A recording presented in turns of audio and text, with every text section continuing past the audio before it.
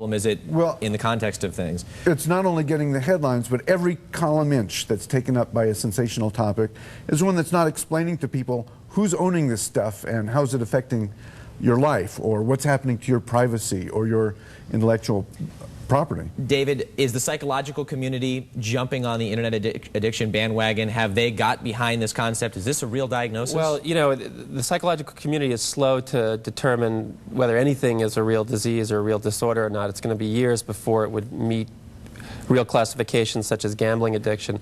But there are a couple of preliminary studies that show that there is a similarity between people who use the net excessively that meet the criteria that are similar to gambling addicts. You've seen patients that you would say have an internet addiction? I've seen patients who have come in who have had the internet impact their life in a very negative way. Most of the way they've come in has been because of online affairs. Well, help us to understand, paint the picture, who is an addict? You said a little bit that it impedes on their ability to have relationships, you know, they may hide it from certain people. Or the criteria, people who have addiction of any kind, there are some hallmark features that are similar.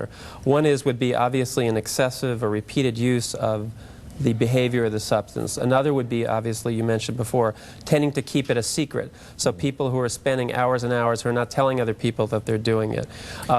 This is different, though, than someone who abuses a substance, like heroin or cocaine or even nicotine. This is a behavior, correct? Right, but there are other behaviors that are addictive. Gambling, for one, shopping, work. There are people that work excessively. You know, I don't want to profess that I am a gambling addict, but, you know, denial is the first sign. But I have rolled the dice a few times in my day, played a little blackjack, and I know that there is that winner's high that goes along with that. So there is actually a physiological reaction, at least that I've noticed. There are physiological components to it. Is there a physiological component identified with the online experience? We don't know yet, but we do know that there's some very interesting similarities between gambling and being on the internet. For one thing is, there's a sense of timelessness that occurs.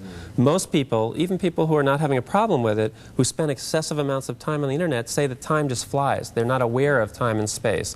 Howard, you ever gotten high from surfing? Well, no, I have to agree about that time aspect. I think that one of the things that we need to understand about this medium is that time in the outside world travels a lot faster than time online. I learned that when I started getting up early in the morning to catch up on my email before I drove my daughter to work. Well, I'd been doing it for years, doing my email first thing in the morning. When I had to do it within a half an hour, I realized how instantly that half an hour went by. So I think it's important for people to understand that time is different there, and are there things that you ought to be doing elsewhere. How many cases are there that would qualify, that you've seen, that you've either reviewed cases from or seen patients on? We don't know. I mean, we really don't know how many cases. I've only seen a handful of cases myself that I think would qualify for potential problem. The thing is that a lot of people don't recognize it as a problem, which is true of anything. I mean, the point has not come yet where it's become aware in people's minds that there could be a potential problem. So there aren't that many cases, but what would you say is the most extreme case? Well, the most extreme case is the one that you talked about or mentioned in the earlier part of the piece, which was Sandra Hacker, who... That's a real name, by the way, Sandra Hacker. Yeah, isn't that incredible?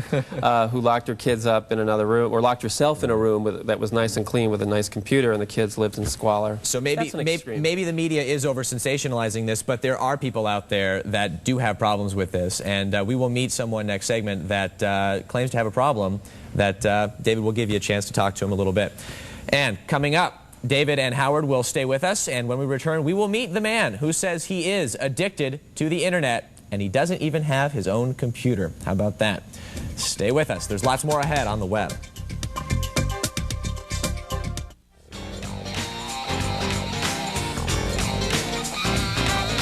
Someone who's on it constantly and they feel that's the only thing in their life, like the woman who locked herself in a room and the kids outside, that I would consider an addict, totally, yeah. If you're going to put nude women anywhere, somebody's going to be addicted to it. And the same thing with gambling and whatever else is on there.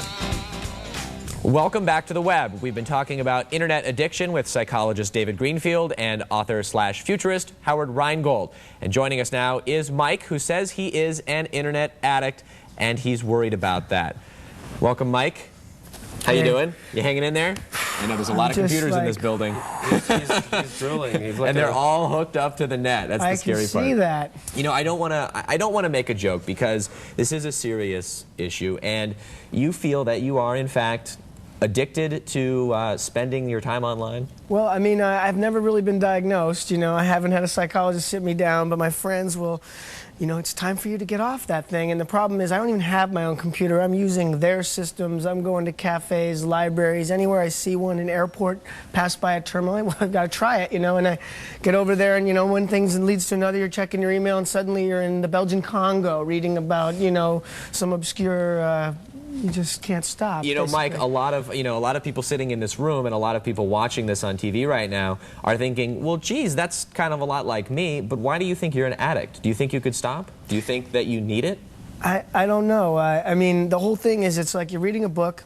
A book has a logical end. You can put the thing down, you can get up and go do something, or a television program ends, it's over. The internet always has the next link on the end of the page, and it doesn't ever really end. You never get the feeling like, well, I'm finished. And that's part of the problem. There's so much information coming at me, and I'm an information hound. Can't, you know, I read the newspaper, but the newspaper ends, and I have to wait till tomorrow. But with the internet, there is no tomorrow. It's an endless mountain of information. Well, from addict to guru, you know, have you ever identified with what Mike's talking about, Howard? Yeah, it sounds like me. You know, I'd say you figured out a way for people to pay you for it, and suddenly it becomes legitimate. It's amazing.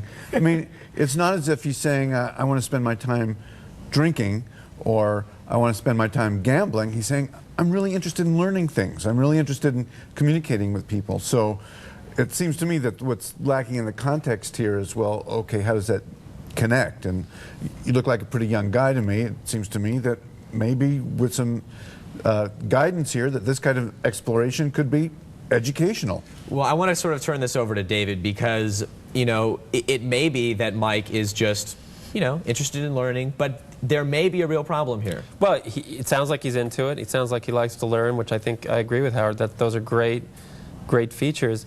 The only thing I'd want to know is, you know, is it interfering with your life? Are you able to work? Are you able to have friends? Are you able to do the other things that make life meaningful in general? Well, I mean, what's an internet professional? A guy who sits around in his pajamas all day, you know, and so, like, do I want to become that? You know, is that, you know, where I'm headed? You know, I mean, you know, when you haven't shaved in a couple days, people are starting to question. You ever lied about it? You ever lied about where you've been all day? Not necessarily yet. Personally, I don't have it in my house, so that keeps me on the go. If I'm looking for the internet, I have to go out and find it like it's a drug, where I can't just have it delivered yet because I don't have my own computer, but I'm working towards getting one. And who knows what will happen to me when I bring the beast into the house. It'll just be me and the beast, you know. Are you planning to do that? Well, of course, you know, you know, I'm heading that way. David, what are some of the other indications that maybe this is an addictive behavior or problematic behavior? Some of the features that we would ask people are, one, are you keeping it a secret from other people? Are you finding it difficult to get off being online? Are you finding it interfering, as I said, with other aspects of your life? What about your sleep cycle? You know, are you not getting enough sleep because you're staying up too late? You get the red eye, you know, and they wonder, like, what is the physiological effect of this after a while? Like, does a computer monitor do to someone after repeated, you know, how many times have I watched my screen refresh? You know, right. I don't know what that does to me. Well, what about, I mean, are you not buying clothes because you need to, you know? Well, the laundry wouldn't necessarily get done, you know. You know, and I'll do some online shopping, right? You know, are you saving up for a computer, so are you neglecting other points, you know, other aspects of your life, other things that not paying for bills because you're saving for that unit? Well, the bills probably weren't going to get paid anyway, right? But you know, Well, a piece of advice, David, as we close this interview. Yeah, I think the piece of advice is that you should try to keep it in moderation. You know, if you're enjoying it and it's something that you get a lot of pleasure out of, great. But if you find that your life is really narrowing, I mean, that's really the issue from my perspective. If your life narrows to a point where that's the only thing in your life, then it might be something to look at. I already know what Howard's going to say. If you're a sex addict, then just become a prostitute and it's okay, right, Howard? Well, you know, it's amazing. If you make money at it, somehow it's legitimate. And that's how it works for me. All right. And on that note, Mike, you hang in there. Try not to be too tempted by all the computers in the building here. Don't buy a computer. And I want to thank the both of you, Dr. David Greenfield, Howard Rheingold, and Mike. We also want to remind everyone that Howard's book, The Virtual Community is still in the stores, and for links to Howard's Electronic Minds website. Have you been to that one, Mike? I'll be checking that out. Yeah, I'm sure he'll be checking that one. Electric Minds website and other sites related to internet addiction. You can head on over to our site, where I know Mike has definitely been, at cnet.tv.com, and we'll hook you up. The other cool part is that you don't need to Next, sign up. our very own kid at heart, Desmond Crisis, takes us on a journey through some of the latest websites just for kids. Stay tuned for more on the web.